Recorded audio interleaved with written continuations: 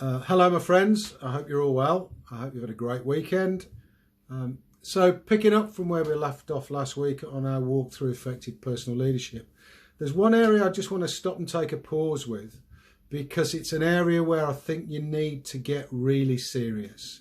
And the area I'm going to talk to you about today is goal setting. Now, I can hear the collective groans, that goal setting thing. We do goal setting, I've tried that goal setting, it doesn't work. If truth be told, if you don't get serious about goal setting, you're simply going to leave everything to luck and chance. And when I mean get serious, I mean that you really need to understand and follow a process for goal setting that you can repeat time and time again. So we've all heard of SMART goals. That's just the first step. Having something that's specific, that's measurable, attainable, realistic, tangible is crucially important. It's the first step. But understanding the underlying motivation for achieving that goal is probably more important. We've all set a goal that we didn't really buy into and we quit halfway through. What a waste of time and energy that is. So set your goal, be specific, but understand and dig into how will this goal impact me in a positive way?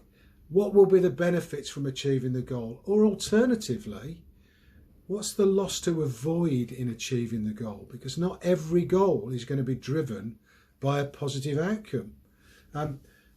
Understand the obstacles that might get in your way before you even start your goal setting journey. Because again, we've all set a goal previously, we've really not understood what might happen, and halfway through something comes along and we quit on the goal. Have those conversations with yourselves before you start. If this happens, this obstacle I've got to overcome, this is what I'm going to do with it. This is how I'm going to overcome that. We're going to talk planning in more detail as one of the 6 leadership essentials, but you've got to put a plan in place. So many people I know set what they call a goal, they have no plan. My challenge back is basically that's a dream at best. At worst, it's a daydream or a pipe dream. And again, too many people regard goal setting as something, I just have it in my head. No. You've got to get it out your head. You've got to get it on paper. You have to put a detailed plan together on how you're going to go about accomplishing the goal. What's the first thing to get done? What's the second thing to get done? With deadlines and timelines all the way through that process. You need to understand who else is involved in the goal, because typically I find there's 2 types of people that are involved in your goal setting: those that can help and those that can hinder, those that want to deliberately or otherwise get in the way of you accomplishing your goal.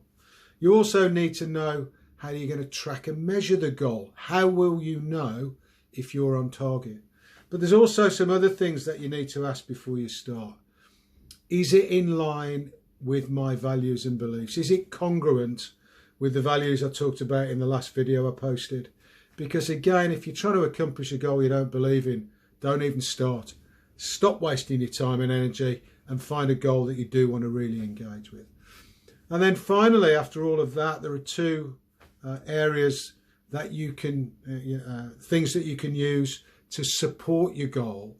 One is affirmation. The second is visualization.